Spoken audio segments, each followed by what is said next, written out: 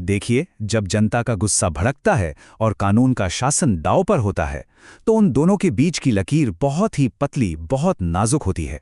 एक तरफ है वो तुरंत मिलने वाला, जिसे हम स्ट्रीट जस्टिस या मॉब जस्टिस कहते हैं, और दूसरी तरफ है मानवाधिकारों की शांत, एकदम ठंडी लेकिन मजबूत कानूनी प्रक्रिया। जब समाज का गुस्सा फूटता है ना, तब हमारी व्यवस्थाएं काम कैसे करती हैं। आज के इस एक्सप्लेनर में हम इसी टकराव को थोड़ा गहराई से समझने वाले हैं। चलिए सूरत की इस बेहद अस्त-व्यस्त टाइमलाइन से शुरू करते हैं। शुक्रवार शाम का वक्त था। एक नाबालिग के कथित उत्पीड़न की खबर आती है और फिर कुछ ही पलों में एक पूरी की पूरी बेकाबू भीड़ 39 साल के आरोपी अजीज शेख पर टूट पड़ती है। पुलिस मौके पर पहुंचकर उसे बचा तो लेती है, लेकिन जरा सोचिए, चंद मिनटों के अंदर ही एक दूसरी भीड़ उसे पुलिस वैन से बाहर खींच लेती है और फिर से हमला कर देती है। हालात इतने बेकाबू हो जाते हैं कि देर रात तक पुलिस को अल्थान स्टेशन पर लाठी चार्ज करना पड़ जाता है। ये सब सच में खौफनाक था। और वहां हालात असल में कितने खराब थे, इसका अंदाजा आप पुलिस के इस आधिकारिक बयान से लगा सकते हैं। पुलिस का कहना था कि चेतावनी देने के बावजूद जब लोगों ने सहयोग नहीं किया, तो उन्हें भीड़ को हटाने के लिए लाठीचार्ज करना पड़ा। मतलब स्थानीय विधायक और सीनियर ऑफिसर्स वहां मौजूद थे, वो लगातार समझा रहे थे, लेकिन भीड़ स्टेशन से हटने को तैयार ही नहीं थी। वो बस आरोपी को अपने हवाले करने की जिद पर अड़े थे। ये साफ दिखाता है कि जब जनभावनाएं इस कदर भड़कती हैं, तो पूरा का पूरा सिस्टम, पूरी व्यवस्था कैसे चरमरा जाती है। अब सूरत की सड़कों पर जो हमने अराजकता देखी, उसके ठीक उलट जरा इस विचार को देखिए। सर्वे भवन्तु सुखिना, मतलब सभी सुखी रहें। ये कोई ऐसे ही लिखी हुई बात नहीं है, बल्कि उस संस्था का मूल मंत्र है जिसे सबसे खराब हालातों में भी हर एक इंसान के अधिकारों की रक्षा करने का काम सौंपा गया है। ये मंत्र हमें याद दिलाता है कि न्याय का आधार बदला लेना नहीं है, बल्कि सबका कल्याण है। तो जब भी समाज में इस तरह से भावनाएं उबलने लगती हैं और ऐसा लगता है कि बस अब कानून व्यवस्था टूट ही जाएगी, तब हमें ज़रूरत होती है एक बहुत ही मजबूत संस्थागत मशीनरी की। यही एंट्री होती है राष्ट्रीय मानवाधिकार आयोग यानी एनएचआरसी की। 1993 में बनी ये संस्था भारत के 1.44 अरब लोगों के मानवाधिकारों की रक्षा के लिए एक ढाल की तरह खड़ी है।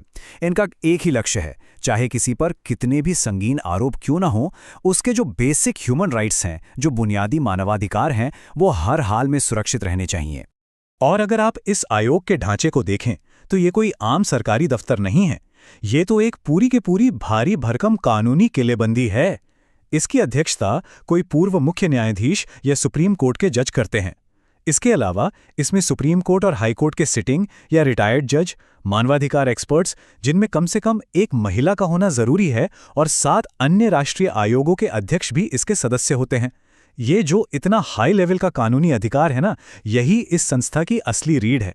यही चीज इसे किसी भी तरह के राजनीतिक या पब्लिक प्रेशर से बिल्कुल दूर रखती है। अब जरा इस तस्वीर को देखिए।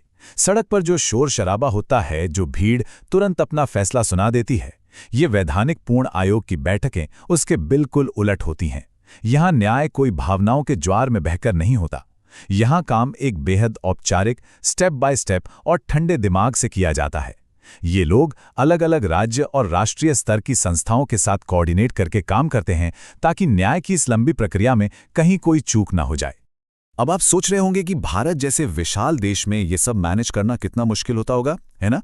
जरा इन आंकड़ों पर गौर कीजिए। सिर्फ 2023-24 के दौरान ही 76,891 मामले दर्ज किए गए, और पता है कितने निपटाए गए? लगभग 74,000 मामले। मतलब आप स्केल देखिए, हर साल हजारों शिकायतों की इतनी बारीकी से जांच की जाती है। ये सच में कोई छोटी मोटी चुनौती नहीं है। इतनी बड़ी आबादी के अधिकारों को महफूज रखना एक बहुत ही बड़ा और भगीरथ प्रयास है। और ये जो नंबर आप देख रहे हैं, लगभग 18 करोड़ 89 लाख रुपए, ये कोई मामूली सरकारी खर्च का आंकड़ा नहीं है। ये वो आर्थिक राहत है जिसकी सिफारिश एनएचआरसी ने महज 1 साल के अंदर 414 मामलों में की है। तो ये सिर्फ कुछ कागजी कार्रवाई नहीं है, ये वो ठोस बदलाव है जो गहरी जांच के बाद सीधे पीड़ितों और उनके परिवारों तक पहुंचता है।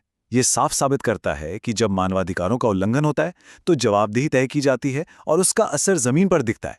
खैर, ये तो बात हुई लंबी और सिस्टमैटिक जांच की, लेकिन क्या हो जब समय बिल्कुल ना हो? ऐसे वक्त में काम आता है उनका रैपिड एक्शन सेल यानी आरएसी। 2007 में बना ये सेल सीधे तौर पर इमरजेंसी सिचुएशंस को हैंडल करता है। मान लीजिए कहीं कोई अवैध हिरासत का मामला है या किसी फर्जी एनकाउंटर का खतरा मंडरा रहा है, तो ये सेल सिर्फ एक फोन कॉल पर तुरंत एक्शन लेता है और कोशिश करता है कि उल्लंघन होने से पहले ही उसे रोक दिया जाए। मतलब ये लोग सिर्फ घटना होने के बाद नहीं जागते, बल्कि उसे रोकने में भी पूरी तरह से सक्षम है। और इसी प्रोएक्टिव अप्रोच को और भी ज्यादा धार देती है इनकी स्वतः संज्ञान यानी सुओ मोटो की शक्ति। आसान भाषा में कहें तो आयोग को काम करने के लिए किसी के आके शिकायत दर्ज करने का इंतजार नहीं करना पड़ता। अगर उन्होंने अखबार में कोई खबर पढ़ ली या न्यूज़ चैनल पर कुछ देख लिया तो वो खुद ही उस गंभीर मामले की जांच शुरू कर सकते हैं। जरा सोचिए, सिर्फ इसी रिपोर्टिंग पीरियड में उन्होंने 106 ऐसे मामलों में स्वतः संज्ञान लिया। ये पावर एनएचआरसी को हमारे सिस्टम की कमियों पर नजर रखने वाला एक बहुत ही अलर्ट और सतर्क पहरेरी बनाती है। चलिए देखते हैं कि इनकी स्पॉट इंक्वायरी का पूरा प्रोसीजर क्या होता है।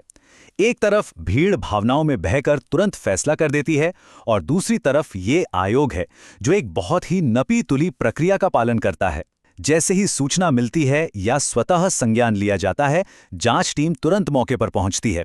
फिर तथ्यों को बारीकी से खंगाला जाता है, फॉरेंसिक डेटा एनालाइज किया जाता है और फिर जाकर उल्लंघन को सुधारने के लिए सिफारिशें दी जाती हैं। पिछले साल की गई 30 स्पॉट इंक्वायरी इसी ठंडी एकदम ब्यूरोक्रेटिक जांच का हिस्सा थी, जिसका असल मकसद है न्याय प्रणाली में लोगों का भरोसा वापस लाना। अब इन बड़े बड़े और शोर शराबे वाले विवादों से थोड़ा अलग हटकर देखें तो इस आयोग का एक और बहुत ही अहम काम है समाज के सबसे कमजोर वर्गों के लिए एक ढाल की तरह काम करना। चाहे ट्रांसजेंडर लोगों के स्वास्थ्य और रोजगार की बात हो, जेल में बंद कैदियों को खुद को नुकसान पहुंचाने से रोकना हो, मानसिक स्वास्थ्य से जूझ रहे लोगों के अधिकार हों या फिर बच्चों को किसी भी तरह की शोषणकारी सामग्री से बचाना हो, ये सारे काम बिना किसी शोर शराबे के लगातार बैकग्राउंड में चलते रहते हैं ताकि समाज के उस आखिरी इंसान की आवाज़ भी सुनी जा सके जिसे अक्सर अनसुना कर दिया जाता है। तो जब हम इन सब डेटा और सूरत की उस खौफनाक घटना को एक साथ रखकर देखते हैं ना, तो एक बहुत ही गहरा दार्शनिक सवाल, एक तरह का तनाव उभर कर सामने आता है। एक तरफ है वो सार्वजनिक आक्रोश की तपिश, वो गुस्सा जो पल भर में भड़क उठता है, और दूसरी तरफ है उचित कानूनी प्रक्रिया का अधिकार जो सबके लिए समान है। देखिए, समाज चाहे कितना भी गुस्से में क्यों ना हो, एक न्यूट्रल और निष्पक्ष कानूनी प्रक्रिया का पालन होना हर नागरिक के लिए जरूरी है। सच कहूं तो बदला लेने और असली न्याय के बीच यही सबसे बड़ा और सबसे अहम फर्क है। और इसीलिए इस एक्सप्लेनर के अंत में हम आपको एक सवाल के साथ छोड़ना चाहते हैं। जरा सोचिएगा, हमारे जैसे इतने बड़े लोकतंत्र में जहां जनता की भावनाओं का सैलाब कभी भी आ सकता है, हम उस भारी आक्रोश और मानवाधिकारों की इस शांत व्यवस्थित प्रक्रिया के बीच वो सही संतुलन, वो बैलेंस कैसे बनाते हैं? भावनाओं के इस तूफान और न्याय की मशीनरी के बीच का ये नाजुक संतुलन ही तो तय करेगा कि हमारा समाज भविष्य में किस दिशा में जाएगा। इस पर जरूर विचार कीजिएगा।